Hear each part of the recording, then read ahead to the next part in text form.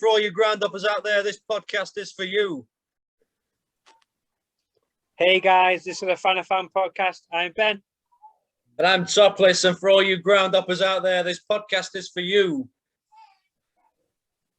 Tonight, we are rejoined by the Merry Miller, and we're also joined by another Merry Miller, whose name's Terry. How are you, mate? Yeah, we're good, mate. How are you? We're okay? We're good? Yeah, good, thanks, mate. Yeah, good to see you again after the quizzes of Lockdown 1. No, they were wonderful, then. Quite hard, though. I know, yeah. Keep away from the general knowledge ones. I'll tell you that. Get your brain ticking away, don't they? So, Terry, tell us a bit about your background in football. Well, the first start of it was probably when I was about 6. First time I went to Millwall with my uncle and me. And it just, obviously, the first one that I actually went to was actually Millwall, of all teams to go to watch. And unfortunately, we lost 3-2 in that first game I ever went to at Millwall. But that's the only time. And then we come out of Millmore, and then unfortunately went to Don Valley, and then it went all downhill after that, unfortunately for us all. But we're back at home now. We're back in the New York Stadium where we belong, and we're on the up, hopefully. Up the Millers. Up the Millers. Well, that's what I start off in football. I've had some up and downs, promotions, relegations, heartbreak, joy, but that's what you get for coming on and being a Miller, unfortunately, for us all. But that's pretty much my story in life as being a Miller. Right, I'm gonna open this question to both of you. So, as you say, you're a bit of a yo-yo team. League One, Championship, League One, Championship. What do you think, realistically, are your chances of staying in Championship this season? You want to go, Jack, or do you want me to go? I'll let you go first. Running along the next couple of fixtures coming up, obviously Birmingham have got, I think they've got Swansea, and then they've got Brentford, and next upcoming games of the Easter break.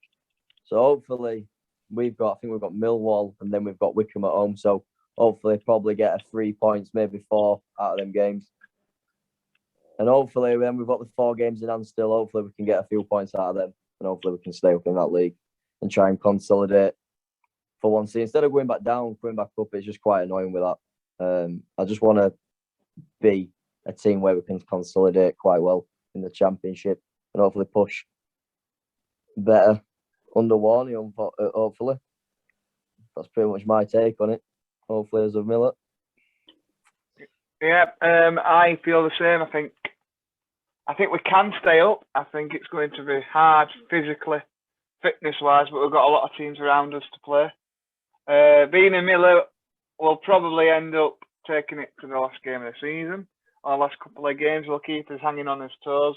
But did you know this?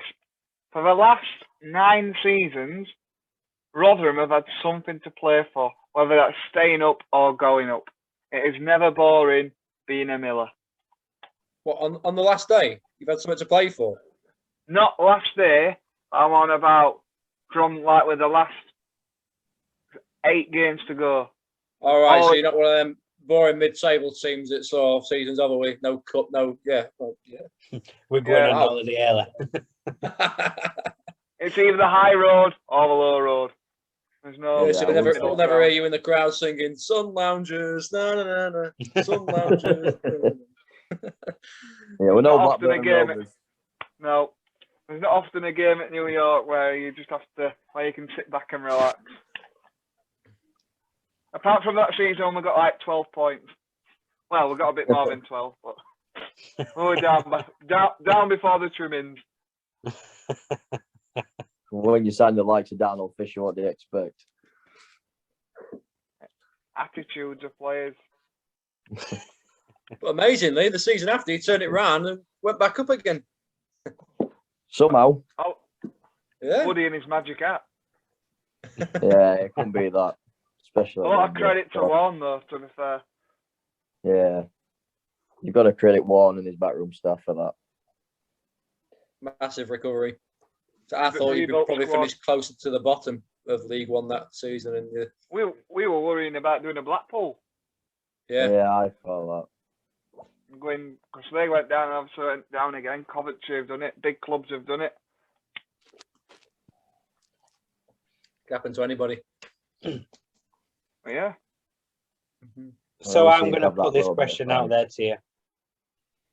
Who do you think will be the 3 teams that go down in the Championship? Ooh. One of them will make you happy to say, I'm guessing as well. Well, I'm hoping it's one of them. So I'd probably say, well, Wickham, can't see them getting out early much, to be honest. Wednesday, fingers crossed. Seriously, fingers crossed for them. And I've got to say Birmingham. I don't want to say us, but I'd have to say Birmingham. I can't see if we get points out of our 4 games and plus over the weekend, Easter weekend, this weekend coming up, if we can get at least 4 points out of that game, I think we'll stay up at least this season. Yeah, I think it'll have to be Wickham, Wednesday, and Birmingham. I think that'll go down in the Championship. Jack? I'm going to go for Wickham. Then I'm going to go for Coventry City. And I think Wednesday will have a really good go at it. And I think they'll miss out on the last game of the season. They'll be relegated because they've got Derby County, which will be funny. Obviously, hoping that Millers stay up. But they've got Derby, and obviously Wednesday got the points reduction, and Derby did the same thing and never got the points reduction. So it could be quite tasty. So it'll be a nice, tasty end to the proceedings for the season. So yeah. So you're hoping that Wednesday go down last day, and you stay up? Is that what you're saying? No, I'd rather Wednesday go down as soon as possible. If teams can get relegated as soon as possible and Rotherham stay up, happy days. We can be upbeat. We can wear sombreros for the last 2 games. we can be like Borat in a mankini.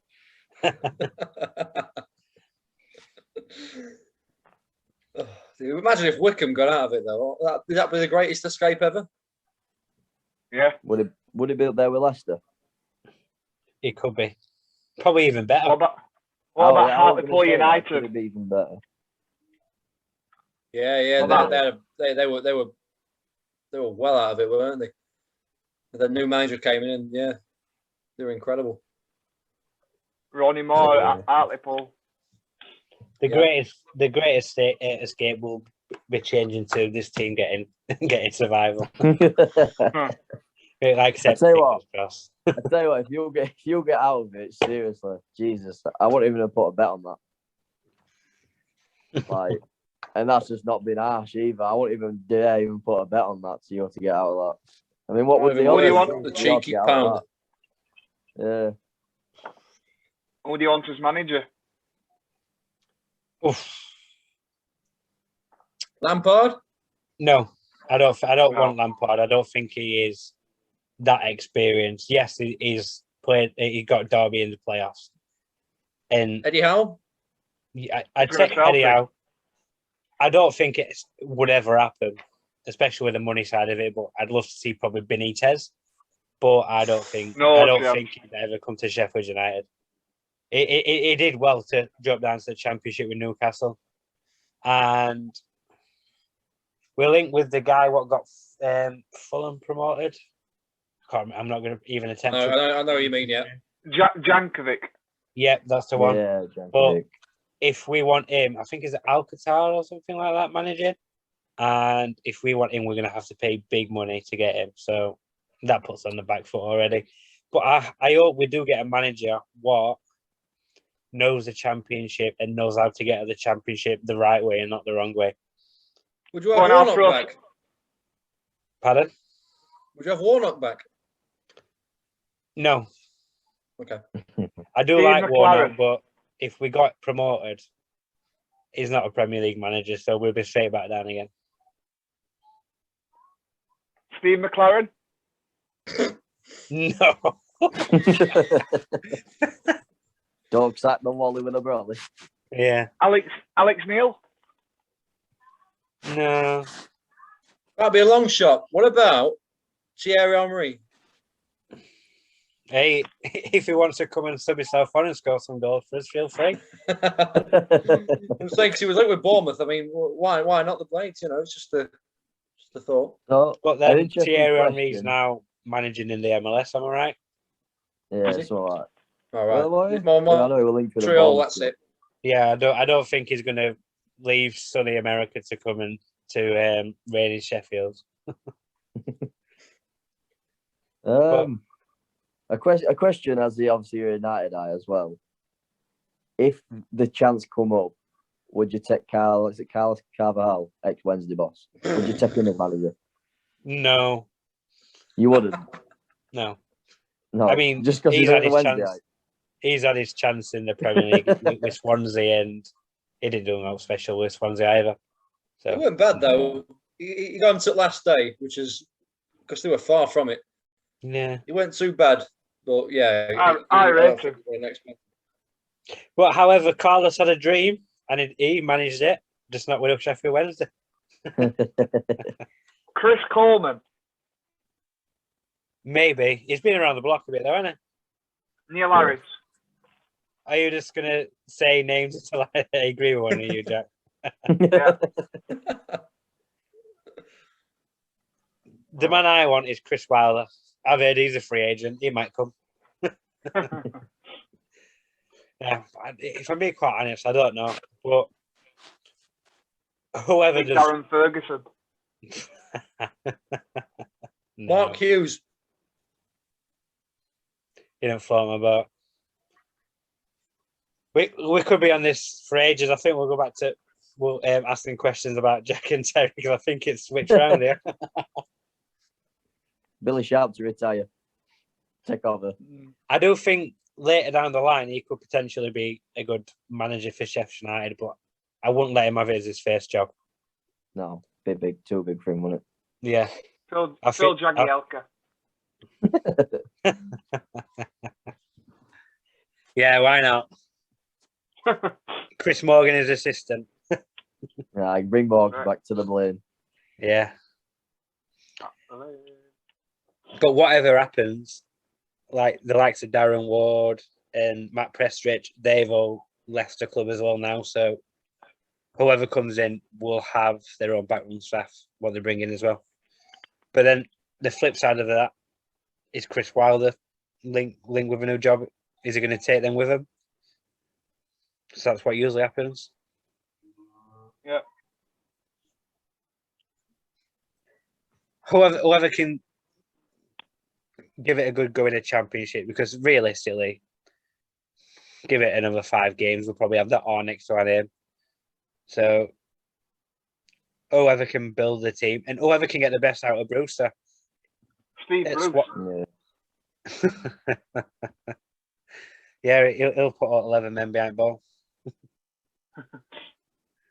Let's go back to ground up in. That's why we're here. Yeah. Let's not kill him while he's down. So, Jack, have you managed to get to any more? Have you managed to get to any more games and have a battery on your phone? I have, yeah. Luckily, I've invested in a portable charger, so I should never have that problem again. Should have said you could have borrowed mine. Well, right, Terry. Right. I've got how many grounds have you been to? I haven't got a proper number, but I think I've been to over 60 grounds easy in the Football League and a few Premier League grounds, obviously in the FA Cups and stuff like that. And the only time I've been to Old Trafford was when I went with school for like a kind of a treat, if you know what I mean. So obviously we did well in the football at school. So they took us to watch Benfica in the Champions League group stage, and that was probably one of the best atmospheres I've probably been to. you're outside the ground on a Champions League night. If you've ever been to a Champions League night, I don't know if you have. It's just the atmosphere outside of the Champions League. You can just feel the tension and the atmosphere just before you even get in the ground. And then once you're in the ground, you just feel the build up, and then you hear that anthem play. It's brilliant. It's probably one of the best nights of my life, to be honest. And I'm not even a Man United fan, so it makes it even worse saying that now. But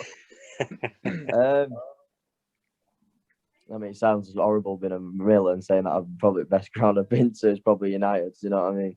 And getting the best atmosphere out of it. Feel a bit of a fool, but I'm just telling the truth. This is what it is. Yeah, fair enough. A lot of people say that there is no atmosphere at Old Trafford, but then again, Champions League night, with some loud fans in there, probably weren't they? They're special. They are. What about Rotherham Preston at playoffs? It's close. I've got to admit it is close, but just that night, mate, it would.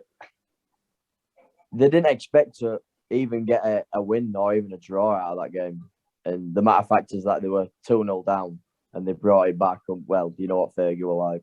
Obviously, Fergie time, and where the team's like dropping, and then he picks them up from nowhere and they get a result or a draw. They were 2-0 down inside. I think they were like 15 minutes. And I think it was about 85th, 86th minute. I don't know if you can remember it. It was a 2-2 draw. I think it was Phil Jones. I think it was an own goal for them. And I can't remember who scored the second goal. Was it him? Yeah, I think it might have been Gaitan. Both. Then Gaitan, they were linked with. No, that were a different season. That all right. They both goals were scored. Berbatov scored an header, and Darren Fletcher, I think it was in the 86th minute, equalised. I think, but yeah, when that went in, like just it'll like when you, because obviously we were sat on the corner, so when you like look up, and you just think, wow, like you just look like slow motion the way they like rise the sids, to obviously cheer. It just looked like a Mexican wave, just hands go up. Just obviously where it's that right down at the bottom. You just see everything go at the top. Oh, it was crazy, yeah. But like Jack says, that one against Preston and Rotherham, that was probably the best atmosphere we've ever had at Rotherham, to be honest. Just the matter of fact is how important the game was, especially coming from a 1-1 draw at Preston, which fully I think we deserved. But yeah. Best atmosphere at New York by far. Yeah. Two more. Villa away, Carling Cup. When the Aston Villa Twitter account tweeted, Rotherham fans are making a right racket. Yeah. We soon quieted down a little bit. We're not as much, but we soon quieted down after I think it was about 5 minutes when Anderson gave the ball to Vinham and he banged it top bin. Yeah. Something, but we still carried on. But to see, see them players like Benteke, Delphi, who obviously went on to be a Premier League winner.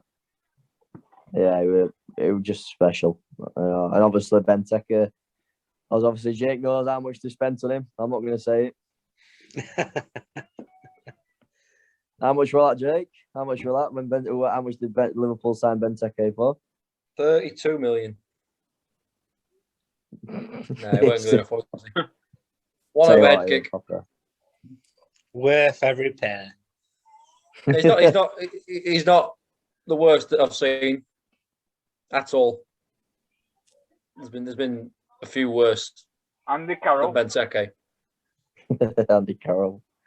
Yeah, there's one. El Diouf, Balotelli, Voronin. Yeah. Forget it. Let's move on.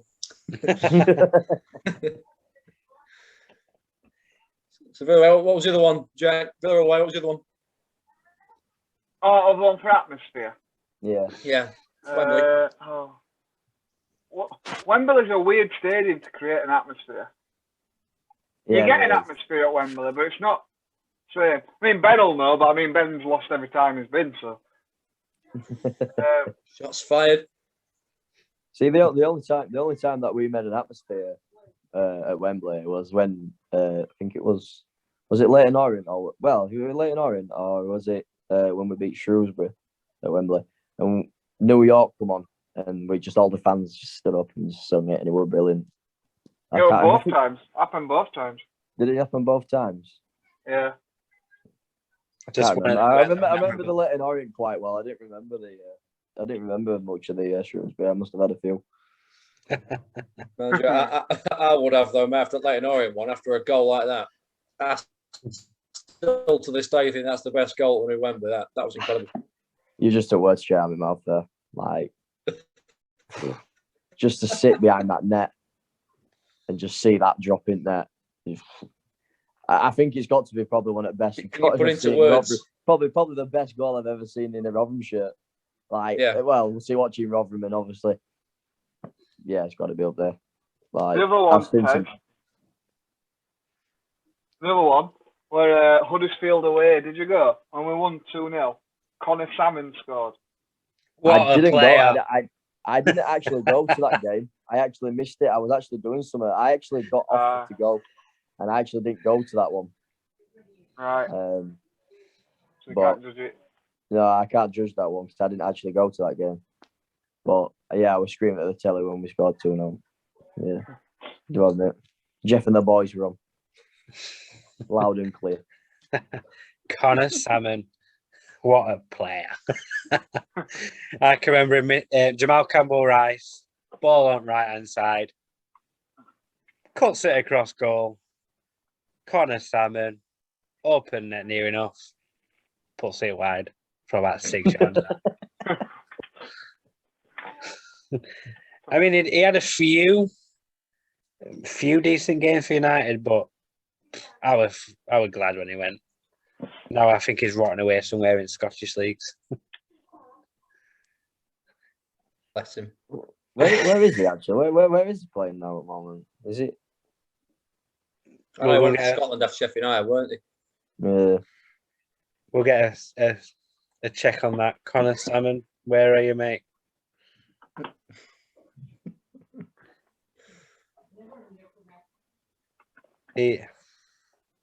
Right. He is at free agent. Is it Falkirk? I believe it says here. Falkirk. Yeah, second tier now. Yeah. Falkirk. I'll give him a bell tomorrow and see if he wants to play for Parkgate next year. Let's move on to Parkgate then. I know you both have an affiliation for that non-league club that play just around the corner. What's it like with Parkgate at the moment? Well, obviously, because we've obviously been able to get to the Rotherham games this season. Obviously, we've had the chance to go to Parkgate a few times this year. Mm-hmm. Yeah. And to be quite honest, the last time I actually cheered was for Parkgate, and I mean it were like a roar as if you were in a stadium. And were the score like? Were they like 3-0 down or something larger? Were they 3-1 down? Something like that game. Yeah, 3-0 down. 3-0 down. No, 3-1. Yeah. What did they go 1-0 up, and then other team went 3-1 up? Yeah. But we had their fans what were like bang next to us, like, oh, yeah, we're brilliant in this posh Selby accent. Yeah. And I can always remember the guy that stood at the side of me. He had a few, and he shouted to the manager, "Get Gravo on, get Bravo on." It did look like Thomas Gravison, like bald head, proper hard guy in midfield. And he says, "Get Gravo on, get Gravo on." So the manager's turning around, smiling his head off. Anyway, puts Gravo on. As soon as he comes on, changes the game. They win 4-3, and everyone goes mental. It was brilliant. And it was like 81st, 87th, and 90th minute to win it. Oh, and I think that was the last time I actually cheered at a ground. If you can call it a ground, but I call it a ground because it's roundwood. But just seriously, last time I actually cheered well. I mean, I do cheer now and then. Obviously, we're up the score, but it's not the same in the living room, is it? You know what I mean? It's you want to be there. That's the disappointment about this lockdown. But yeah, there's a light at the end of the tunnel, and we're nearly there, guys, aren't we? We can always. We're nearly there, mate. Yeah. Hopefully, should be full capacities in August. Yeah, hopefully. Well, I don't think it'll be long now. Hopefully. There's speculation that the FA Cup semi-finals at Wembley may now have people in attendance as well as the final. So I heard something about that. Like 20, is it like I saw something about like one of the lads on about the other day. The Carabao Cup final is supposed to be trying to get 20,000 in or something. Yeah. And obviously you can spread them around in Wembley, like, you know what I mean? But it's a start, and it's 20,000 fans. Well, yeah, So this is the issue though. The seating is not going to be the issue. It's going to be the drinking, and when you're trying to control people drunk, that's the reason why I think they're not letting a lot of football attendances come back as early as possible, because you put drinking in the equation. It's a different story, but get these gates open and let's get full capacity. I mean, I've missed football now for a year. Yeah. The quicker the better. If they don't serve drinks in the turnstiles, though, then the football grounds are doing what they can do. Maybe councils could order the local pubs not to serve alcohol either. Just a suggestion if they wanted to get them in quicker. Yeah, but then what's to say you don't go to your local corner shop and get 4 cans and drink that way? No, it's true. True. That's true. Good point. I don't think there's any way of stopping someone from getting booze. Unless you shut it's that. not enforceable. You Yeah. have to ban alcohol, so that's what I have to do. Yeah. Which ain't going to happen. No. But there's always that guy like me what's got some beer at home, so don't need to go and buy any. I've got it, Anna. Or it could be a mad 13-year-old on the Frosty Jacks. So with Parkgate then, do you follow them home and away at times then? I haven't actually been to an away game with Parkgate. I've always had them at home.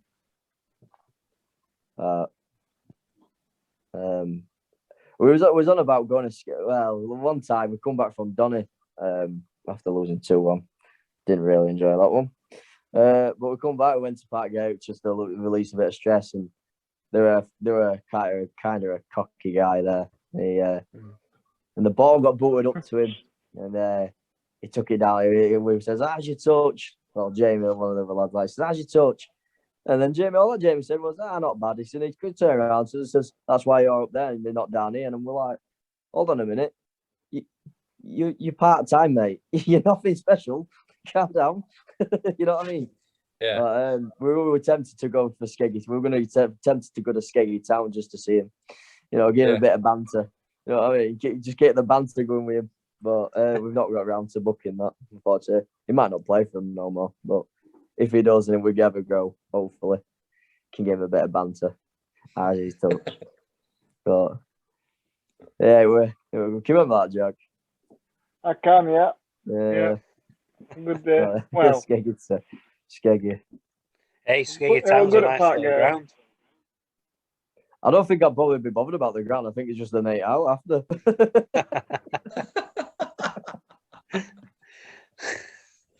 No, there's probably better places you can go. Fish and chips on the way down, get a donut, bit of candy floss, and then into boozer. Can't beat that. What about Fantasy Island? Oh, well, we'll have to have a nip. I'm not a fond on rides, but I've got Dodgems. Absolutely, yeah. No, we've got to get that one sorted then. Or Cleethorpes, so that one's quite good as well. I've not done Cleethorpes. I've done Skeggy. Get to Cleethorpes, nip to Grimsby and all the way at it, 3 o'clock. No, we'll have to make that one a definite. Yeah, definitely. Let's fingers crossed for step 3 to 6, and let's make it happen. Sorry, Terry, what were you going to say, mate? I don't think I've been to Grimsby's grounds. Is it Brundle Park? It's Brundle Park, isn't it? Yeah. I've never been there. I've never been to Grimsby. I've seen it obviously because I've been through Cleethorpes. It's obviously near the city, isn't it? Well, not so well, the town centre, should I say? But I've obviously been past it, but I've never actually been in the ground itself. Oh, it would be a nice ground to go to. I've been to Blundell Park. It was a pre-season game, and guess who was playing? Connor Salmon. It was Grimsby Town beat Rotherham United. All right. I went to a pre-season game of that. I think you won like 4-2 or something like that. Can't remember the exact score. We're Well, going back now. It was 2-0. I think I'm going back now, like about 2010, 2011. That's how long ago it was. I'm going 2007. I've still not done it. Blundell Park. 2019 on my birthday. I was in York with my mates. I don't know if I've told this story before, but I was in York with my mates and having a few bevies. And then literally that soccer special is on. I've just seen it. Liverpool have won 2-1 against Leicester. Last minute penalty by Milner. I'm like, come on. And literally the next bar down, Mansfield have scored a 96th minute winner at Grimsby. I'm in this bar in York going, come on. Everyone's looking at me like, who the hell's this guy? And all right, Jake, all right, calm down, mate. Calm down. Come back. Happy birthday to me. Singing out loud. And then I get back and my mate, Clark, I call him the super stag in my blog, he said, that was the best limbs ever. And I'm like, what, better than Chesterfield? Yeah. Better than County? Yeah. Better than Lincoln? Yeah. Shut up.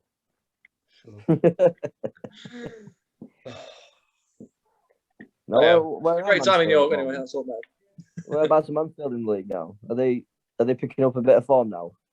They were, mate, but then they had 4 games in a row postponed and not won since, I don't think. So yeah, rubbish. They're like you're on the catch up as well as Rotherham then, due to the postponements. Yeah, but we got Cloughie in charge. I think they'll do well next season, definitely. For sure. So it's like Mansfield. It's like I said to Jack a few times. You seem to bring a lot of players in over the summer, don't you? In League Two, and it's ever since Steve Evans Steve Evans were there at your guys, wasn't he? And ever since then, it's like he's come in, and you've just kept that same mentality, bringing like loads of players in. And it takes you time to gel. And by the time all you guys have gelled, you've got that team chemistry in. It's a bit too late to get you to the playoffs. And it seems to me every time. Instead of sticking it. And I mean, Cloughie might just think about it and think, oh, hold on a minute, you guys. We're doing it all wrong. We'll try and keep this team and try and build on with it and try and get you up. Hopefully. You might push for next year, mate. Hopefully. Yeah, I think we'll be on the right side of the table next season. I think he's a good manager. Yeah. When I heard his name mentioned, the favourite, I thought, please get him. I mean, I've said it. I love Brian Clough. He's my favourite coach out of everybody I've looked at or I've seen. Yeah. And to have his son in charge, I think it's an absolute testament. Absolute fantastic appointment. And I think he will need players, definitely. I mean, the reason Mansfield are in this situation ultimately, though, is because they sacked Flitcroft. Yeah. After we lost in the playoffs. Yeah, we should have kept him for last season. Definitely. If he'd have failed last season, then fair enough. You've got any chance Flitcroft now. Because if we'd have kept quite Flitcroft... Quite a big manager for you, though, isn't he? Quite a big manager for you, though, isn't he? Cloughie, he's quite a big manager definitely. for a time like Mansfield. That's why I was so happy when we got him. That's crazy, that. When I saw the appointment. I think Steve Evans at the time was as well. Yeah. Yeah, I think Steve Evans was at the time as well. So, Yeah. Often sign, maybe 3 players would have been fine. We'd probably gone again. Yeah. But the only issue with Cloughie is, especially his time at United, was when he goes a goal up, he's happy just to keep that 1-goal lead and try and sit back and defend. So there was multiple times when he was with us where we'd be 1-0 up and we're going to concede late on because we've not pushed for this second goal and gone and finished the team off. We've sat back and trying to defend it. So that's the only issue we had with him. But overall, he got us to the playoffs. And again, I think was in and around the playoff when he ended up getting sacked. But great manager overall. Yeah, same with Flitcroft for us. We go goal up and then you go, yes, right, everybody back. Get back. Get back. It's like, get forward the other way. It was. You'd see the team momentum would stop, and you can't be doing that. Yeah. Attack's best form of defence. For second. I mean, Jack might agree with me on this. Well, the last couple of championship seasons, what we've had, Warney's been like that quite a lot, and I think it's like we'll go 1-0 up, and then we'll go quite defensive. And it's like, why? Like you're 1-0 up, you've got confidence, you've scored a goal. Like the momentum's on with your guys. You know what I mean? Go and get at them. And we just seem to like Yep. drop further and further and back. And when you're there at the ground, you're like, get out, get out. You know, it's just frustrating because then we always seem you're always on your toes because you know that. Well, you're always thinking, oh, here we go. Every time they attack down the left hand or the right hand side, or when a player gets through on goal and just driving it, you think, oh, here we go. And it's just every time. But seems to me this season is we're not doing that. Is that we're going 1-0 up and then we're going for throw. And I don't know, it's just that obviously the ability of the players that we've got now is what we have in previous like seasons in the Championship. It just seems to me that we're going for the throat more now as when we go 1-0 up. And I think Jack might agree with me on that one. I mean, what do you think, Jack? I think that's pretty a decent like comment what I've said about one in the previous like Championship seasons.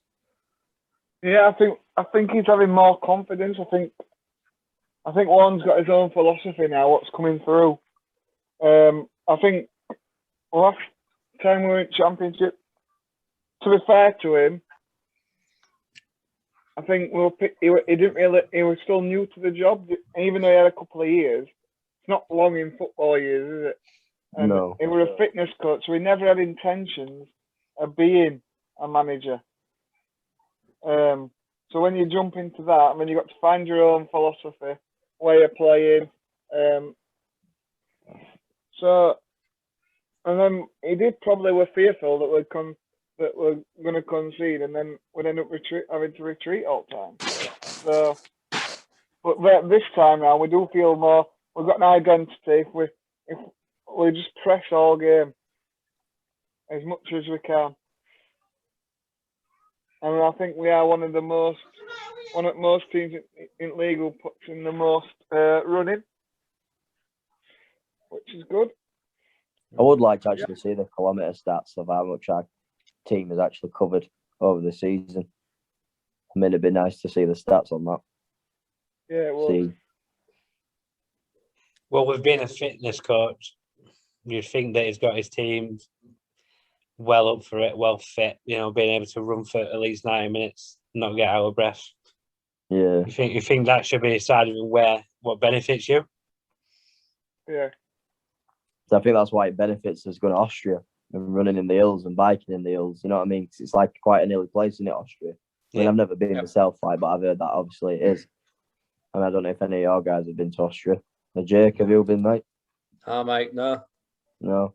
Obviously, on one's like interviews and that in pre-season said it's quite an hilly place. So getting them running in the hills and then getting them biking in the hills and getting that stamina up, hopefully, it's going to do as well this year. Hopefully, I don't think we do it this year, obviously due to COVID. But hopefully, just get that fitness going, and hopefully we can stay up this year. Fingers crossed. Up the Millers. So, Terry, back to ground hopping. What's the best ground you've been to? Club-wise or any? Any, mate. Non-league, football league, Premier League, whatever. Or abroad if there is. It's got to be Wembley. Wembley? Fair enough. Yeah, it's got to be. Why Wembley? Not New York. I'm not... Mini Wembley, that one, mate.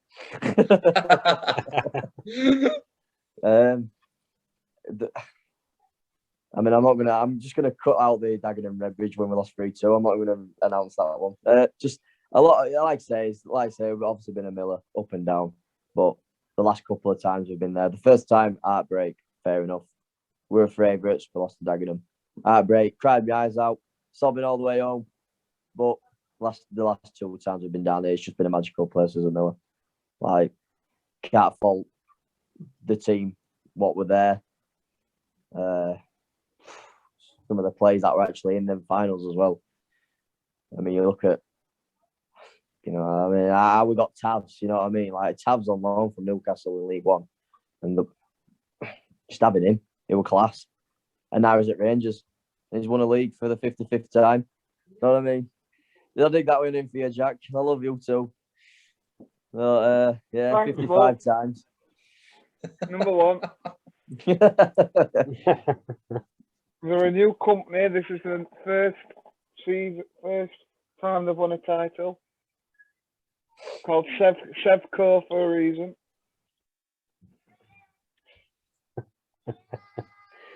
But yeah, it's got to be but like I say, best ground's got to be Wembley. What about the What worst? about grounds you'd like to visit? The worst ground I've probably been to,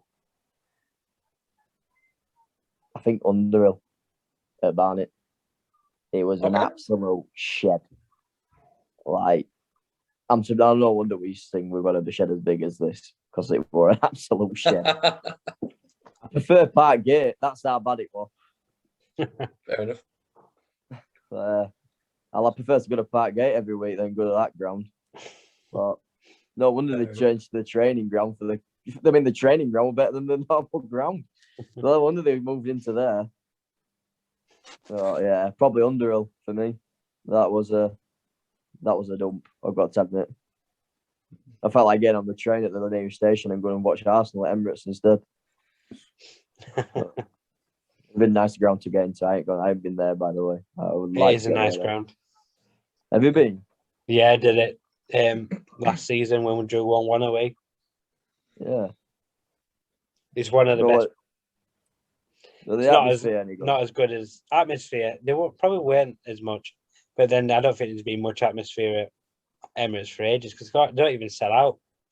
They're at that sort of stage. But the same season going to Tottenham Hotspur's ground, Emirates is nothing in comparison to the No Spurs ground. That's unreal. Is it? I've been there. That's another ground I'd like to tick off as well.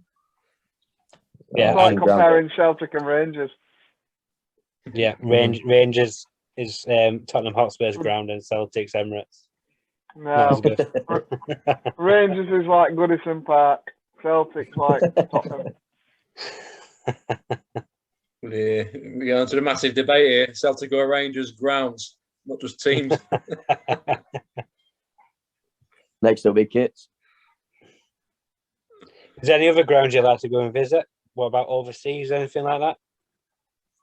Overseas, 2 I would actually like to go. Well, 3, sorry, but I think it's getting knocked down soon, unfortunately. And I think one was San Siro because I do like following Milan. I obviously do look on Milan, in AC Milan, not Inter, by the way. I should get that into there. Obviously, there's 2 Milans, isn't there? So I would like to go to San Siro, but I think it's getting knocked down soon. Is it? There's still time, mate. No, 2024, I think. Still is time. It 2024? Yeah. Love to get there. The second one would probably be, is it Borussia Park? Is it Borussia Park? Yeah, Borussia Dortmund, yeah. Yeah, like I say, that's another team of mine that I do follow. I do follow a lot of teams. I do actually follow quite a lot, even though I do support Rotherham.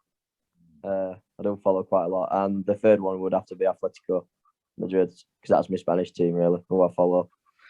I'd have to get to their ground. But I'd like to see Camp Nou, and obviously I'd like to see Bernabeu as well. You know, the big ones. I think that'll probably be the overseas ones that I'd like to do. What do you think Atletico Madrid's chances are of maintaining this lead at the top? I mean, how many games they got in hand now? Have they got any games in hand now? I know last time I checked the league, I think they had about 2-3 games in hand, and they were quite far in front. And I know they've dropped off a bit, but I don't know how many games they've got in hand now. I believe it's 1. What they had in hand last. Let's have a check, see if we can get into it. Saturday. They actually have no games in hand. They're 4 points clear at the top, but they've all played 28. 4 points. They've all played 4 28, points at Barcelona and 6 at Real Madrid, and they've all played 28. So they've got 10 games to go. They've got 10 games to go. So it's 30 points up to stake. 4 points ahead. Do they have to play each other at any point? I'm not too sure of that. I'm not going to look through fixtures, but actually, it's only 10 fixtures. Let's get them up. So, yeah, if they're playing them both, especially. If we can get a draw against them both and then win the rest, yeah. I think I think they can. Yeah, I just like the matter of fact how Suarez has gone to Atletico after Barcelona saying, "No, you're too old. Go away." He's still Okay, there. so the fixtures they have left are Sevilla, Real Betis. I don't know how to pronounce this one. Is it Huesca? Yeah. Yeah, Huesca, yeah. Atletico Club, which is Atletico Bilbao. Eibar. Elche, I believe it's pronounced. Yep. Then I have Barcelona. So that could be very crucial. That could even decide it, maybe. Real Sociedad, Osasuna, and Valladolid. So Yeah. really, Yeah, I've got one of them. yeah, two big So they've got one names. to play. Two big names. They're playing at Sevilla and Barcelona. So if they could get a point against them two, I mean, are they Sevilla away or at home? Sevilla's at home. Oh, Don't matter. They're great fans, haven't they? You really want to come. You really want to take your own games, don't you? You like to win your Yeah. own games. Yeah.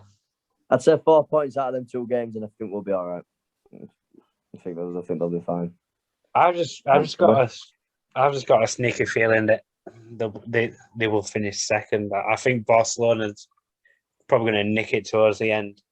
Yeah. But that's the sort of Madrid way. Atletico Madrid way. They've always have a strong start, but then it's slowly on this decline. Yeah.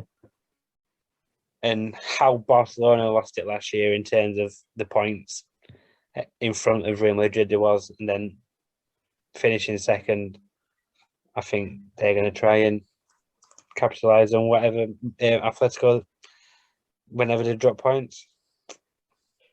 They always seem, like I say, they always seem to it's like probably half or just going on 3/4 of the season. They always seem to defend well and not concede many goals. It's like a Diego Simeone kind of tactic that they're very good defensive, but they can also get you on the break. Yeah. And like obviously watching a few of the games and you think like defensively, how can you do it for like half a season's thing? It might just be the fitness or the fatigue, but it's like going on to that. It's always that half or just going on 3/4 season, and they always they always seem to drop off. And obviously, as following Atletico, I think it's quite annoying to be honest. It just keeps popping up every 2 minutes. It's been a good season though, because the Premier League, all right, is probably going to be Manchester City's now what win it, but we've had so many people what took top spot for a while, and in the La Liga, Atletico Madrid are ahead. Something what's not really happened for a while in terms of winning it. Serie A, Juventus are third, I believe. You got both Milan teams. Yeah, you got both Milan teams in front of them. So Bundesliga's, you've got obviously Bayern on top, but then you got RB Leipzig, who's still trying to in a bit of contention. Dortmund's dropped off a bit, but I think it's good to see. It's boring when especially like when you go to the French league and it's PSG or they've won it again. It's good to actually see different competition within different leagues. Yeah, and aren't Lille at the top of that league at this point in time? I'm sure Lille are up there. Last time I actually looked at the French league, I'm sure Lille was at the top of the league. Actually, I don't know if they've got the same points as PSG, but the goal difference PSG is much better. So it's plus 46, and then Lille's got plus 31, but they're on the bank same points, and Lyon's 3 points behind.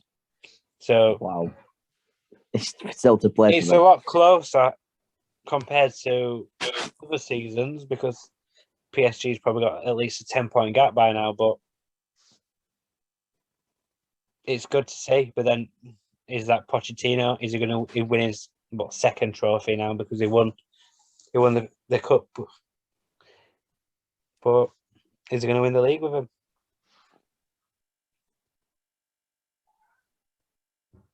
I hope not. What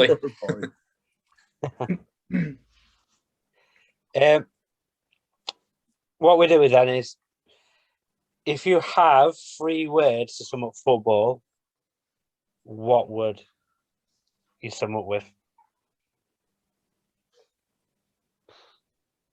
Can be 3 generic words or a 3-word phrase.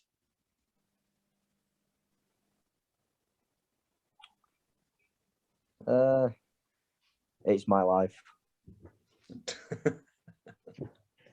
We'll take that one. I don't. Have it.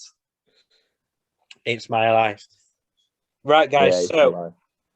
what we're going to do now is I'm just going to share the screen. I want you to let me know if you can all see it. So it's another joint one. Can we all see the Right. screen? Yeah, you can see the screen. Yeah. It's the So second joint squad after me in a couple of podcasts. So no arguments, please. what we're going to do is we're going to do Rotherham's best 11. What you think Rotherham's best 11 is. As you can see, we've already put the really nice home kit for you on. Now, what formation would you like to go with? Are we doing this individually, or are we doing it? Are we doing it as a team, or are we having? I mean, Ted's having his own. I think you should have it. Yeah, I think we should have a You joint one. you come together to make it, so you Right, both okay. talk about it. So I'm warning Good who's Terry's Barker. Barmy Army. Warren Barker's at the helm here. Gotta be on it. You're Barker. You've got more Thank grey you. hair than me. Cheeky. I'm going more bold. Buy me some liver for men for my birthday for them. That's it. Are we Thank you. sticking at 4-4-2, lads, or we're going to go for a different formation? Gotta be I'm 4-4-2, Jack. 4-4-2. Yeah, I agree. Gotta be. It's the proper Rotherham formation. That. The proper Rotherham formation. Go on, So- Ted, We don't you play say it you a got lot. we goalkeeper. don't play it a lot, but if it were me as a manager, yeah, it'd have to be 4-4-2. It depends what league we're in. I think in League One we play 4-4-2 quite a lot. If we're in Yeah, Championship, it we is. now play one up top. Yeah. So goalkeeper. Go on, Who you we say going yours for? first, and I'll see if I agree, and then we'll have a debate. Tell him. See,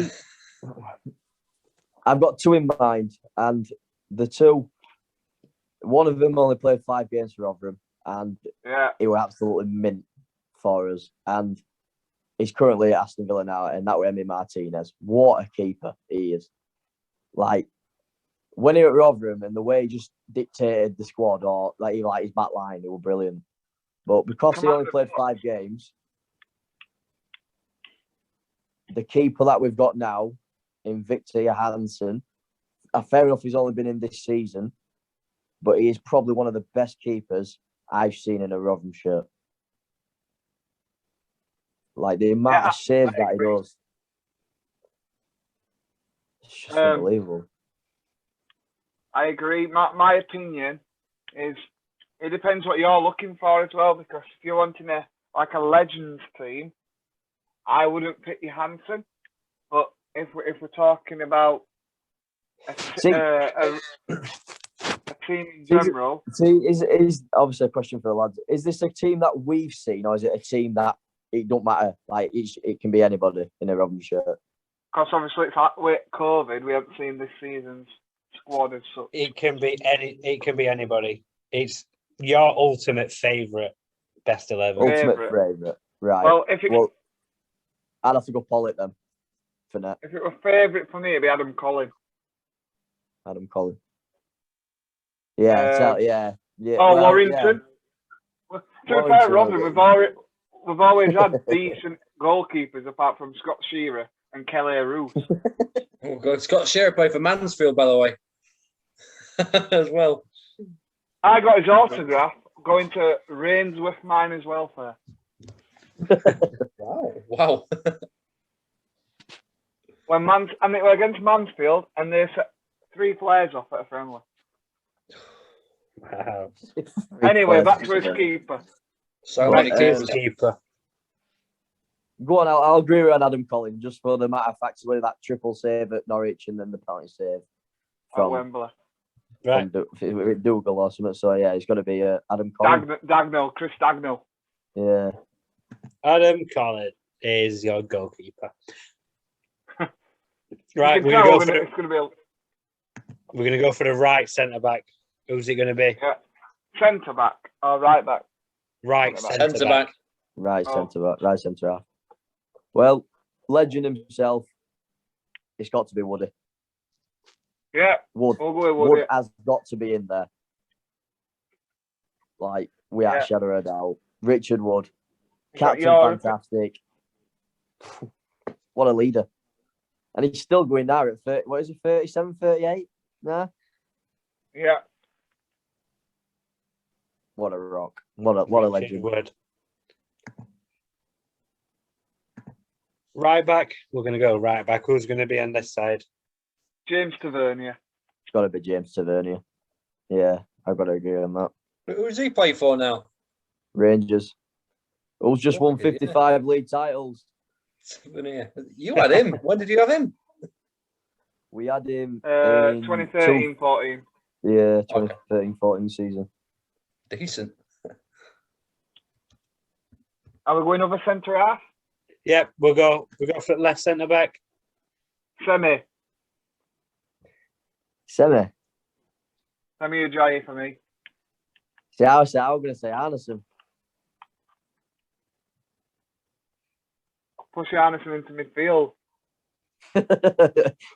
No. Go on, I'll go with Semi. Yeah. Like I say, Semi were quality.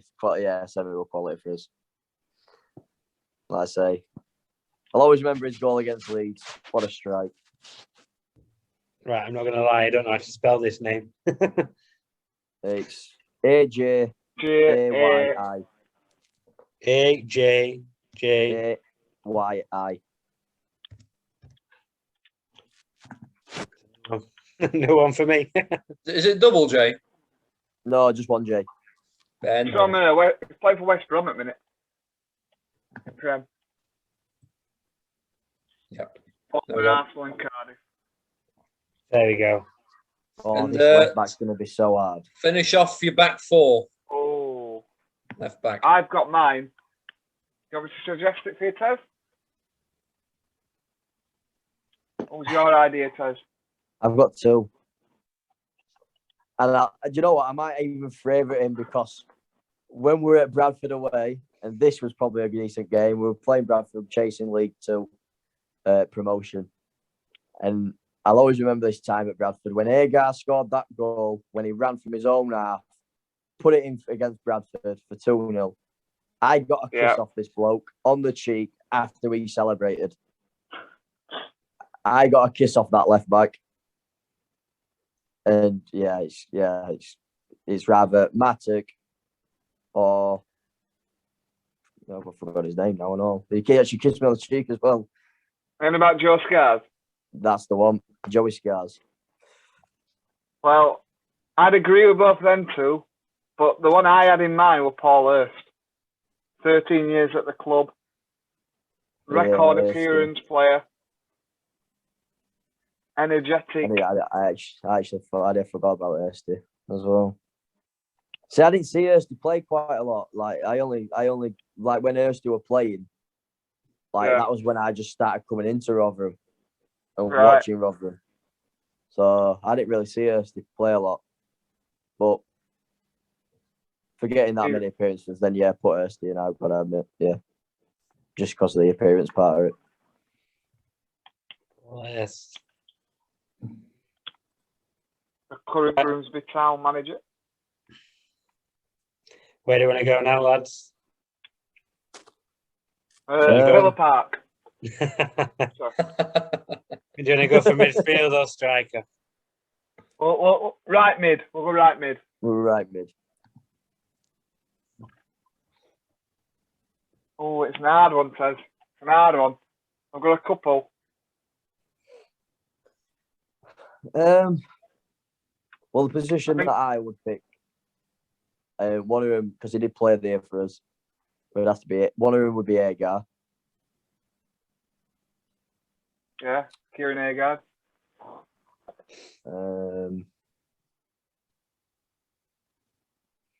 What would be the probably Chio. I think Chio's a quality player. Yeah. There's not as much. Yeah, Chio. That'd be probably my two. Mine, Lewis Graben. When he actually played for Rotherham, he played up wing. I thought he played. Well, I thought he played up front. Played a lot at time up wing. Did he? So how much I noticed Rotherham. Yeah. Why not? Not when he were at Don Valley. Chio. Yeah. Agard were very good for us.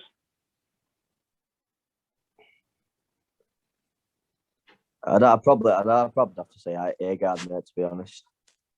I'm happy with Agard. We'll go Agard. Yeah, just the matter of fact is that League One season, yeah, I think he actually got us promotion that season. Yeah, 26 goals of it. Yeah, from right mid. Like, I've never heard of that. A 26 goal score, 26 goal scoring right mid in League One. When you're playing 4-4-2 and he's not playing the third striker. Yeah, exactly. That's fair enough, lads. Right, we're going to go for the centre mid. Oh. Frex has got to be definitely one. And for me, it was Frex, Volks, Lee Williamson. I didn't see Lee Williamson, like I say.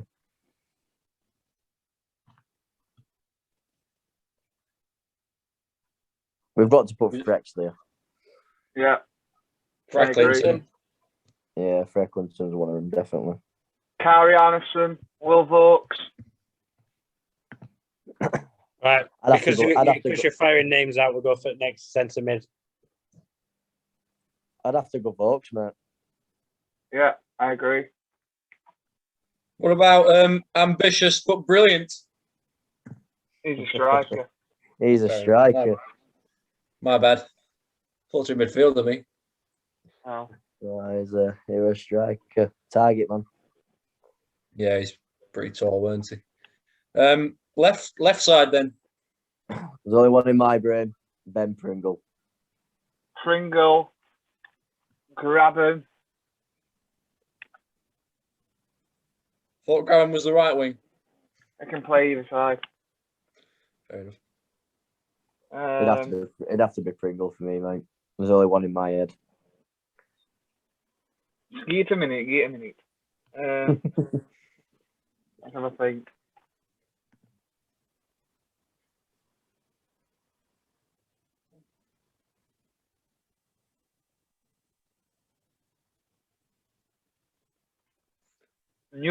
Joe Newell. What about him? No, he didn't bring what Pringle brought, mate. Pringle brought everything to that game. No, I'm sure you're right. I'm just trying to think. Is there anyone we missed off? No. Newell were good for us, I admit, but I just don't think he brought that as much as what Pringle brought for the club over the years he played for. We've had better players, but they only played like short spells, like Tom Lawrence, who were mint for us, but he only had 5 games. Yeah. So I'll go with Pringle. Pringle. I hope we're having subs, by the way. 3 subs and the manager as well. Right. The goal burdens. Strikers. I've got both already. If we're doing subs, I've got them. I've got my ideas for strikers. But who's starting though, Jack? Well, for me, it'd be Adam Lafondra. Yeah, we actually had And I don't think Terry will agree with me on this. And Danny Ward. No. I don't think Terry's like Danny Ward. Right. No. Put Lafondra in, so we've got the one last one. Argue away, boys. No. Won't be Danny Ward, I don't think, Ben. The Revel, for what he did for the club, he put his heart on a sleeve. He played week in, week out. He never moaned. And just for that goal at Wembley, Jack, you cannot say that Danny Ward is a legendary player in this 11.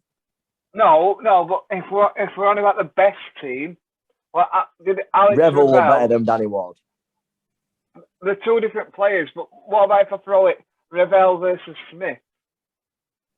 Revel versus Smith. Smith's doing it in Championship, and he's scored more goals. But it's very. I'd definitely have Revel in there in terms of an 18. If it were between Revel and Smith, I would be saying, like, yeah, like, I don't know who to pick between. But now you're comparing Revel and Danny Ward. Danny Ward was there for 2 years. And to me, for the fee that we got for him, we were lucky to get that fee. Like, I didn't rate Danny Ward at all. Oh, I don't agree. I don't agree with Danny Ward at all. They've set us up here, Tez. They've set us up for Jordan Kyle show. I won't say it was the worst striker we've had. I mean, come on, we've had Dexter Blackstock, for Christ's sake. I mean, we had Matt Derbyshire, didn't we? But he turned out all right. Noah Dicko, what a player he was for us. Ken, that's another one there. He didn't stay long, but Noah Dicko was class. We could easily do a loan, an 11 loan signings. That's for another podcast. It'd be hard, but we could do it. Yeah. But what are we going for? I'd have to go Revel, mate. Go on then, and we'll go with Revs. I'd have to go with Revel. Just even not though just for the goal. I probably say Smith over Revs. I'm happy to go either way. I love Smith to bits. I do. I love the guy to bits. Like, I just think he's a better player. I think Revel's going to be a bigger legend for club. But I think if we were playing a game, who would you want in your starting 11? Would you want Revs or Smith in the prime? I'd go Smith. Go on then, we'll change that. We'll go Smith. We'll go Smudge. Oh, we're changing it to Smith. Yeah, we'll go Smudge. We'll go Smith. Fair enough. Right, who would you like to see this team managed by? Who's your favourite manager? Pep Guardiola. Rotherham managers. You didn't say that. Your favourite Rotherham manager? Who's it going to be? You want me? Warney. Ronnie Moore. Warney Moore. Steve Evans. Neil Warnock. Warnock. Oh. So even many worse. managers.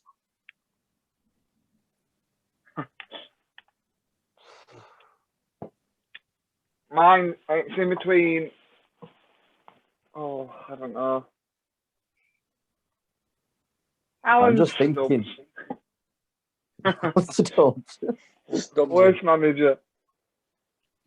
If you had worst manager, I'd have said them, yeah. Yeah. I'd probably go.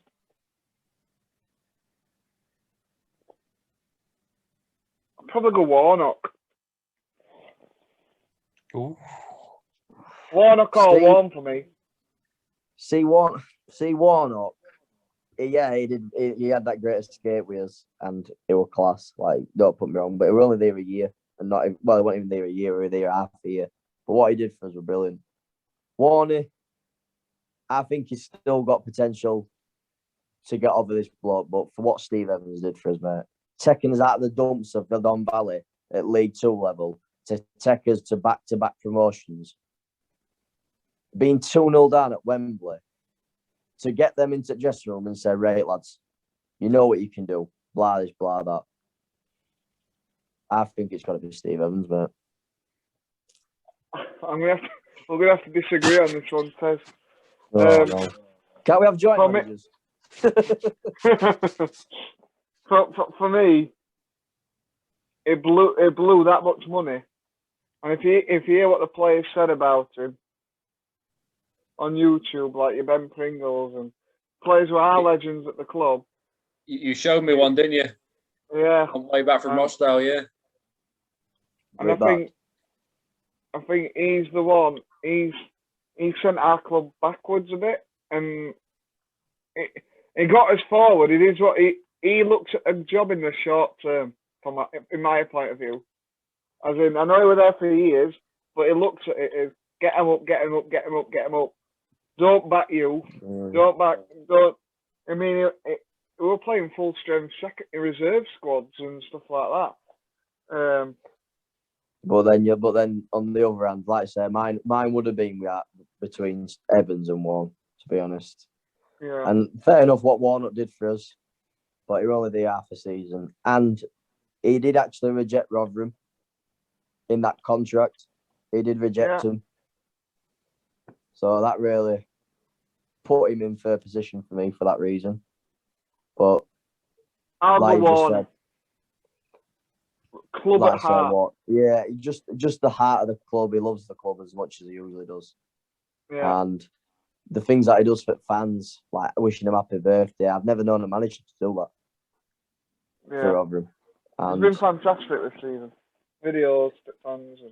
I mean, taking that team from dumps, like we've said in obviously previous in this podcast, taking them from dumps out of that championship team with Darnell Fisher, you know what I mean? Like like that team were just rotted to the bone. Like Blackstock, like straight away, when he come in, Blackstock, you're going, we're paying you off, you're gone there. You're making this team nothing. They were rotted to the bone, and like Jake said, he expected us to go back down after that season. To just get in playoffs and just with that fighting spirit, I've got to agree with you. Warner, definitely. I'll go with one. Thank you. Right, next argument. Who's your 3 subs? 3, not 7. No, 3. Jack's got list. Got a big 3 on. Right, Do you want to see the list he's just sent me? Making a list.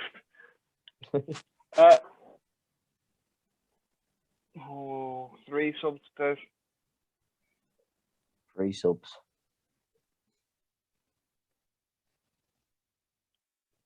Well, since we didn't disagree on that one, I will gear Danny Ward if you want him.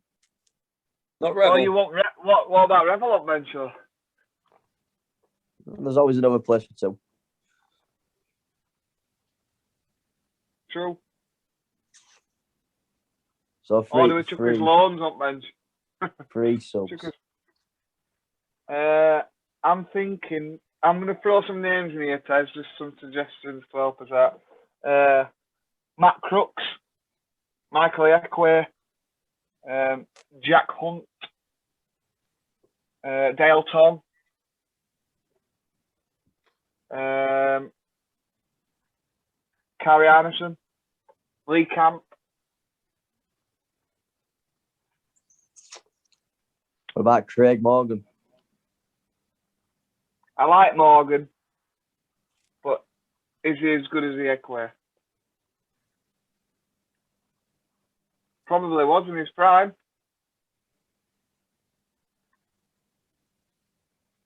I think we've got to have Kari in there in some sort of way. Yeah, Carrie Anderson's got to be there. I mean, in League 2 and been an Icelandic international at Euros. Come on. You know what I mean? I'm surprised we still have him after that League 2 season. I am. Can't believe we had him in Championship. No, that how long we had him for. I know. But yeah, Carrie Anderson's got to be one of them.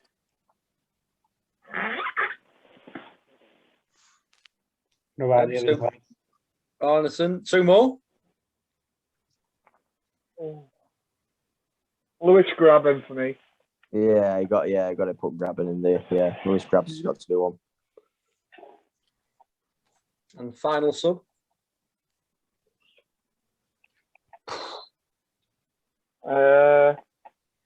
We've got Crooks or Connor. Can't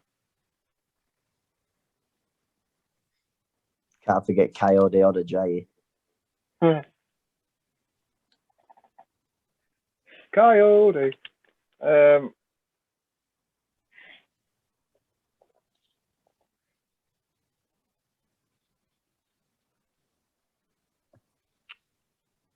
This is hard. So many Crooks. players. Sean McDonald. I think he just named his starting 11 now. I'm nowhere near put Sean McDonald is to into this team. Oh no, I won't really, but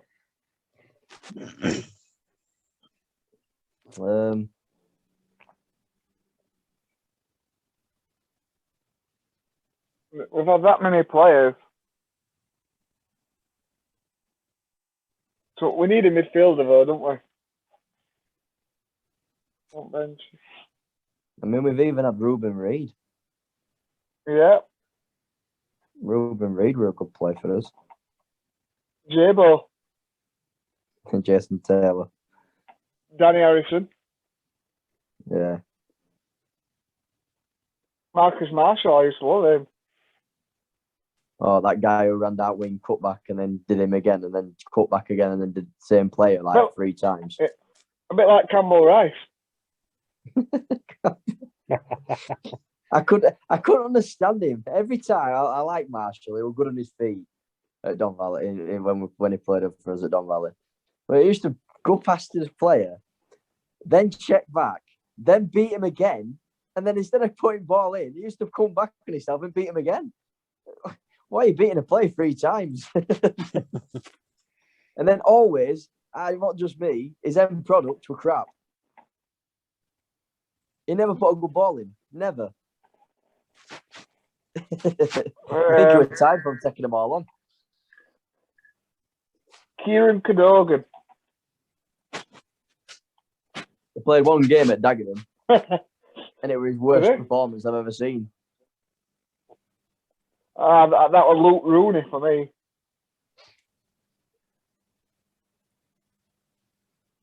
Oh, Let's get this last one mopped up. For me, it's Arneson, Crooks. Graben, and one more. Who's it going to be? For the me, big it's Crooks. So. yeah, go on. I'll agree with Crooks. Crooks is a good. Crooks. Yeah.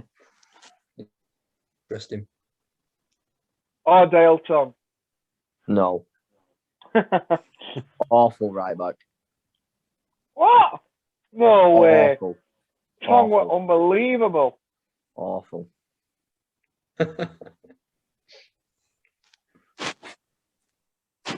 we going with Crooksy then? Yeah, we'll go with Crooks. Yeah. Right then. Right, so I'm going to fire one name out for you, all right? So this player, he made 132 appearances for Rotherham, scoring 11 goals as a defender. Chris Wilder. What do you think? Shall we replace him with Tavernier? It will before my time. So that's why we're in contention for me. I don't think I saw him either. Jack, I've got one for you. Sorry, Go on Terry. then, love. Like I said, I didn't even know you were a player. You had Alan Neil and Chris Wilder. I know it takes 2 Rotherham men to sort Sheffield United out. And it takes a Sheffield man to keep you in Premier. Yeah, it works both ways. Yeah. Yeah. I was going to say, what about Freddie Ladapo? Just for the chant. Well, I love the chant and what I did against Wednesday, but it's inconsistent till it says. He is inconsistent. He is inconsistent, but if we can get Freddie playing, well, he's just shown it the last 2 games. Like scoring that against Wednesday, I'm surprised he didn't wet my neighbour up when I nearly went out a window when we scored that. Christ. That was actually my birthday as well that day. Oh wow. Yeah, I had the week off and like I say, I invited my mum round, just come round for tea. I said to her, do you know if Rotherham win tonight? I said, you can come round every time Rotherham play. Looks like you're making a tea regular. She's a good gem. So next time Robin play on Sky, she's coming. Next season. Especially against Wednesday. I know I bit that. And then obviously we talked about Ravel, and you talked about why I didn't put him in, which is fair. But there's one name that you did mention that you haven't put in. That is Michael Hihekwe. In my eyes, future captain. Yeah, he's a proper leader at back. Yeah. I think he's working well at side of Wood, and I think Wood's teaching him the leadership skills of how to be a leader and how to take a team from, like, I don't know. For instance, like with Woody, is that listening to him in pre-season quite a lot. Like, Woody does not stop shouting, and I'm surprised the guy got a sore throat at the end of every game. Like, he definitely needs some strepsils at the end of the game. I think Warney passes him in his pocket by the chance at end of game. He must do. But Ekwe for me is, I think Ekwe's got to be future captain for Rotherham, I think. Yeah, I agree. Another player I'm going to fire in, now it might be a bit before your time, you might say, is Mark Robbins. Yeah, I've seen him as a manager, not as a player. All I can say is he serves. It's all I can say, and every Man United fan, and there's a few at work, and I'll always say it when they just say all about Rotherham. I'll just say to them, if it weren't for Mark Robbins, Sir Alex Ferguson wouldn't have won what he won at Man United. Because he scored the FA Cup early on, final. weren't he? Yeah. Yeah, because he scored the FA Cup final goal to win them FA Cup, and if Fergie didn't win that year, he would have been sacked. He'd have been out the door at Man United. My dad, Man United fan, said exactly the same. If he hadn't won that trophy, he'd have been in trouble. Yeah. So when they all say to me, "Oh, a little town Rotherham," I'm like, yeah, but our local lad, Mark Robbins, I don't care. He saved that Sir Alex Ferguson's job. So yeah, legend in the making for us, or legend in the making, legend already, should I say?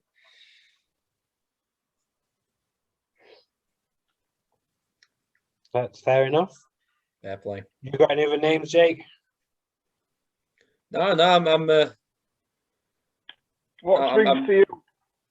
When we say Rotherham United, what's the first thing you think about? losing. No, I'm just kidding. Town? Well, I watch them live anyway.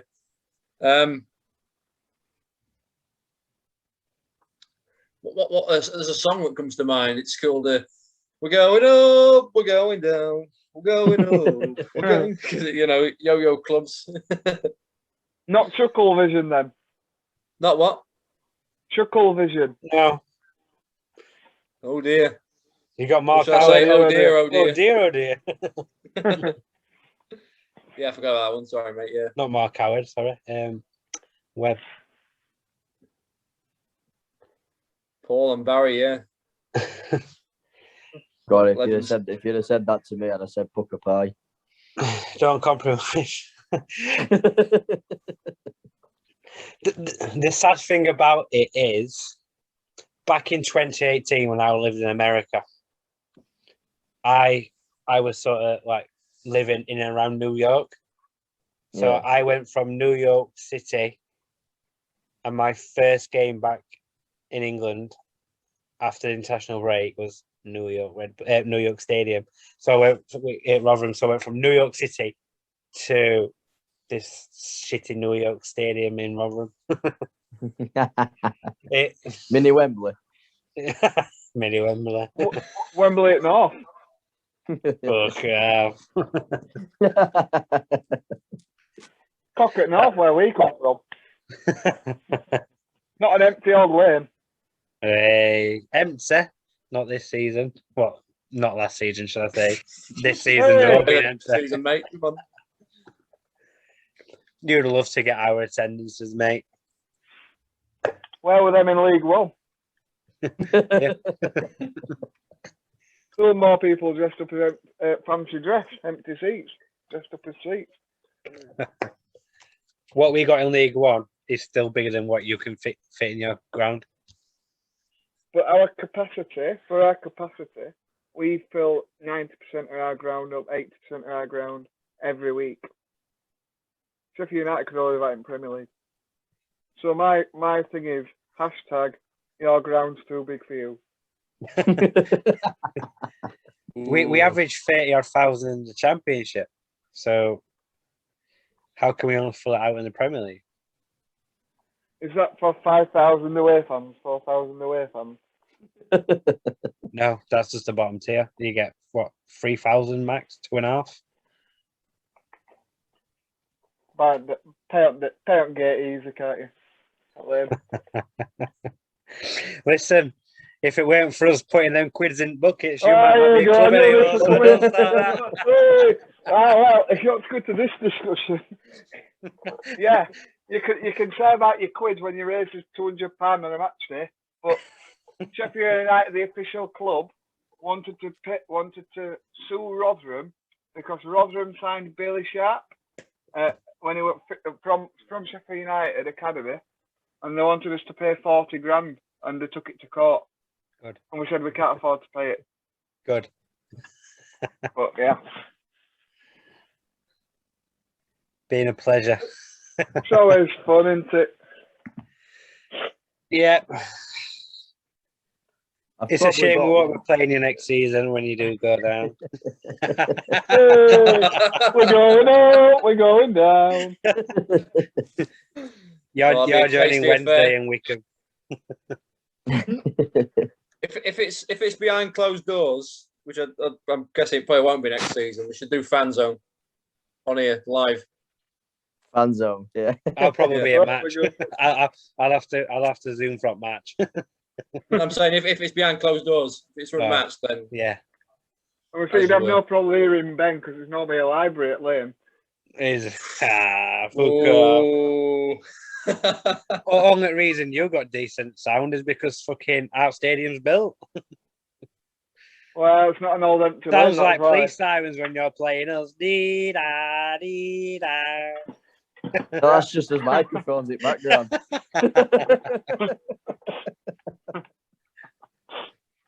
That's on tape already.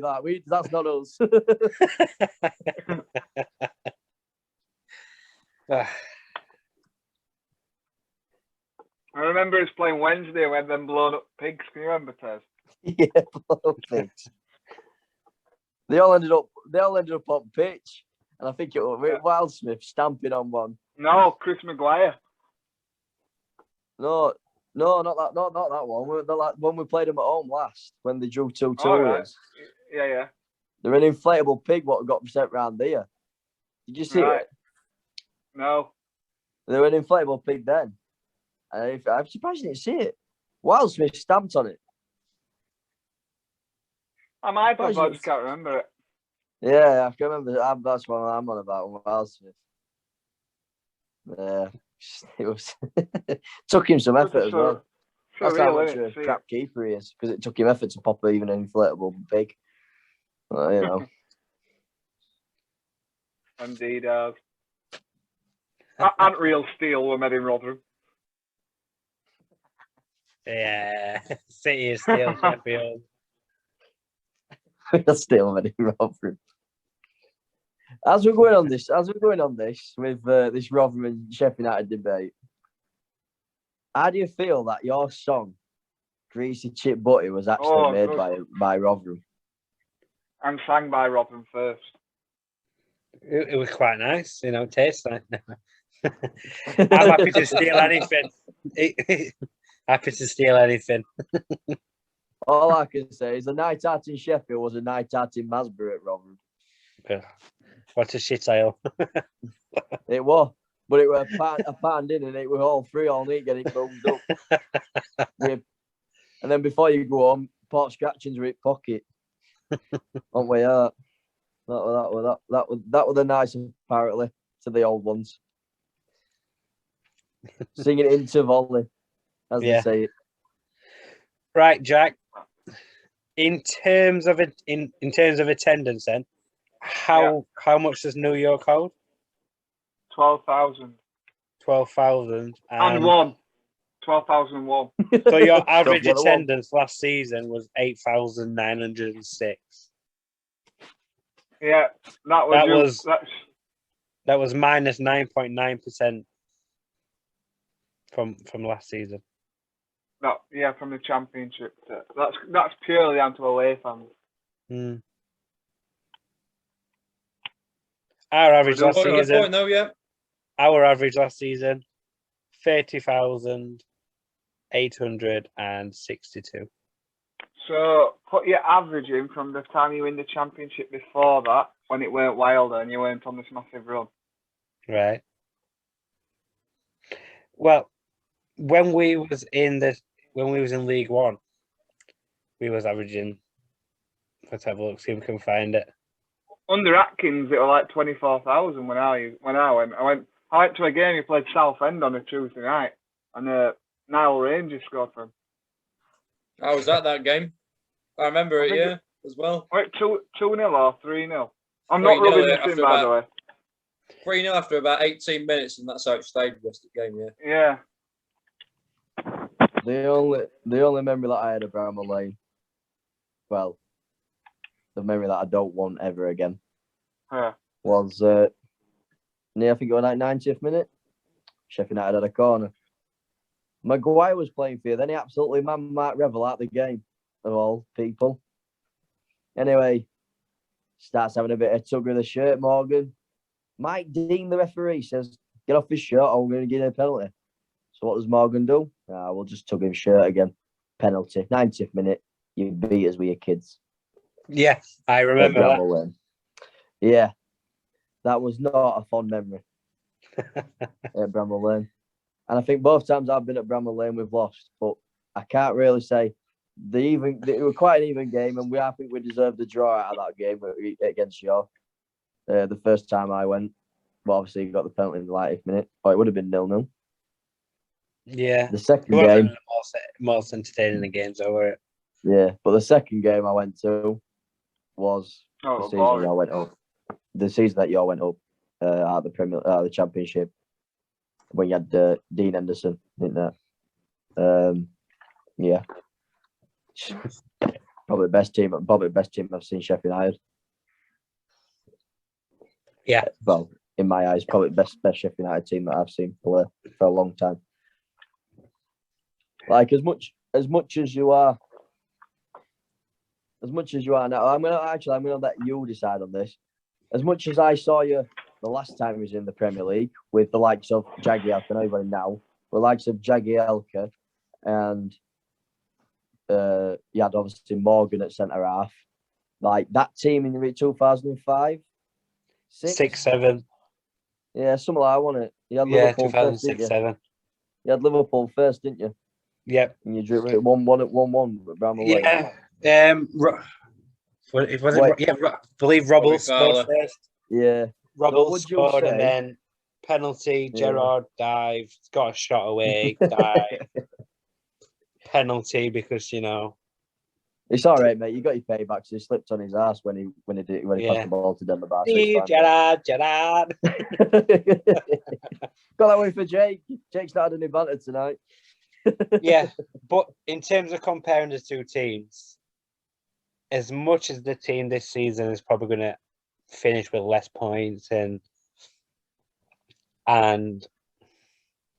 probably finish bottom of the league, when we got relegated, we will finish 18th. But what that team also did last season, before COVID, and finishing 9th in the Premier League, 3 games from end, we were still in contention for Europe. I think this set of lads is probably much better than the team what we had then. Yeah. I think our only issue is we've had quite a few injuries this season. I also do think that the full season being played behind closed doors has probably not helped, because as much as Jackson said this, that, over in a minute, having fans there and having 20,000, 30,000 Sheffield United fans screaming their heads off pissed, it makes a difference. They always Yeah. say it's the 12th. They always say it's the 12th man, don't they? Yeah. Yeah. And our Yeah. problem is this season, I mean, Dean Anderson kept 12, 13 clean sheets last year. I think we've kept 1 or 2 in league this year. And It's a proper downgrade for you, though, isn't it? From Dean Henderson to Ramsdale. it isn't. And I mean, I always said this. Ramsdale didn't start the best, but now he's performing all right in the last few weeks. But if we had Dean Henderson back again, what we're going to do next season? You know, at some point we would have had to say goodbye to Henderson because he's always said he wants to be England and Man United's number one, not Sheffield United and England's number one. So he's always said it. We always knew he was going to return and try and get that shirt off in De Gea. So what can you do? That's the only thing with loans, isn't it? Like when you get a loan and you just fall in love with him, you think he's not even here. Yeah. It's like because it's same with Tavs when he were at us, and it just like when at the end where obviously we had the trophy parade and that we were walking around the pitch, and like it teased us really because they didn't end up signing him, and it really annoyed me what Steve Evans did. And he put his arm around him and like patted his shirt like that, and he gave him a scarf to hold up above it to say, "We're signing him next year." Mm-hmm. And he's thinking, and I can always remember turning around to Grant and say, "Do you think we'll sign him next year?" And Grant were really thinking, "Yeah, we'll sign him. And I'm like, I don't think we will, because I think we've gone to bigger and better things. I think we're how young he was when he played for us then." Yeah. Well, that's the thing, in it. When you get a loan, it's just they're not always going to be there. Yeah, and that's it. Going to bigger and bigger things. It's like when you look at Bale in terms of Bale coming back to Spurs, he's now come out and said, and I'm quite shocked with this. He's now come out and said that he is going to return to Real Madrid. Because he's still got another year in his contract, or 2 years. I can't remember how long, but that's, to me, it's surprising. So it's like he's used Spurs to get fit, ready for the Euros coming up, and actually getting some game time to then go and try and turn things around with Madrid. I mean, what his attitude did in terms of the flag where it said Wales Golf Madrid, and But is he doing it? Does he want to go back because the golf courses are better there, though? Has he really lost interest? Or is Mourinho drier? It's probably much drier. Yeah. A lot more sun. Is Mourinho the reason he wants to go back? We'll never know, will we? No. Yeah, I was surprised too, though, definitely, at that. But then again, what he says and what he does is different. He could go back to Real Madrid and end up signing for someone else. You know, it might just to make it sound a bit more easier to let the Spurs fans down. Or if he's talking about Atletico Madrid, imagine that. Yeah. I mean, I still think some big teams will come in for him, you know? Yeah. But it's who? And who's going to take that risk? This is going to be a good question for you. Would you... this is the question. Who is the best player you've seen in the lower leagues who's gone on to bigger and better things? Like, just made it to the top. And I mean, even national level.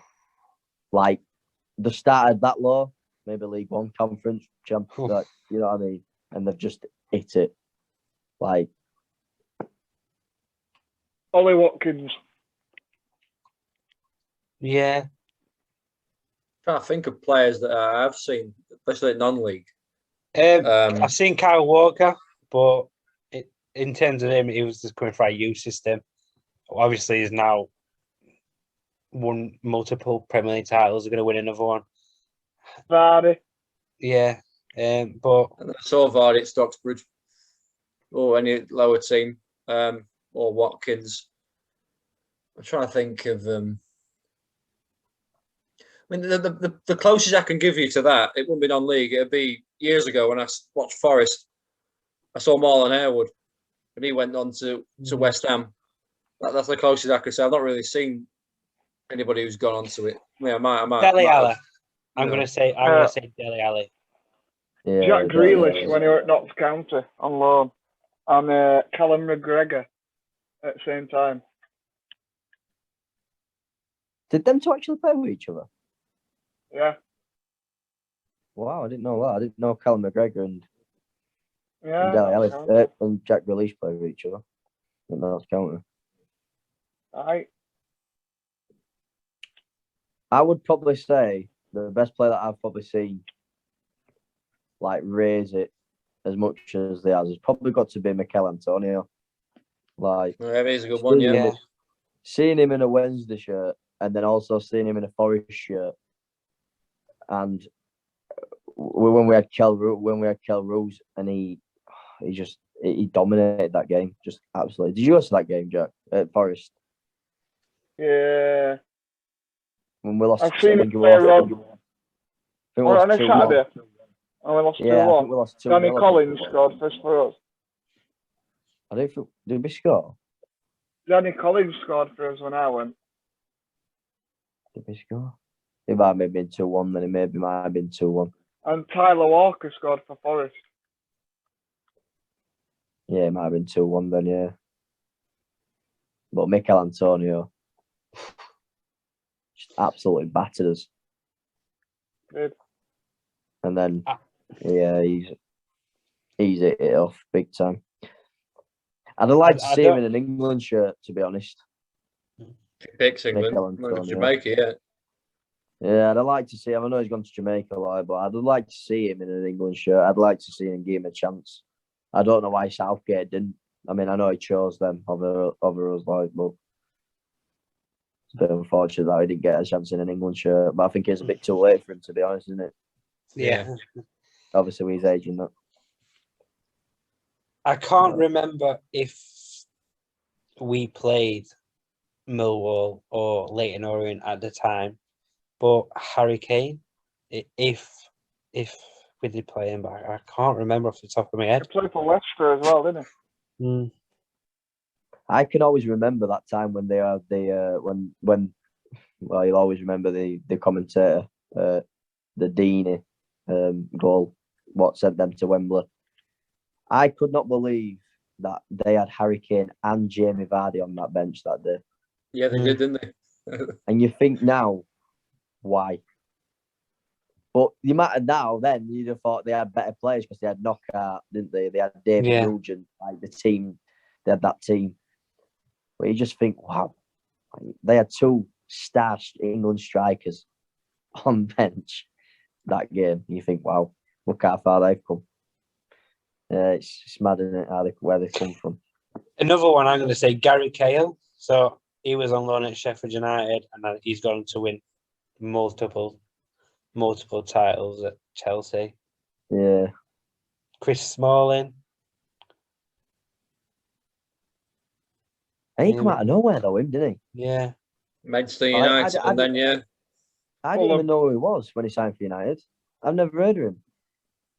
I know he was playing for Fulham in Premier League, wasn't he? Yep. Yeah. Yeah, straight to Man But- United.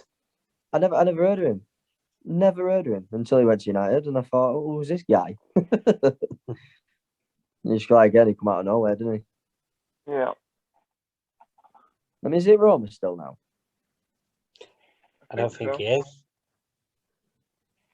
I believe he went somewhere else. Where is it?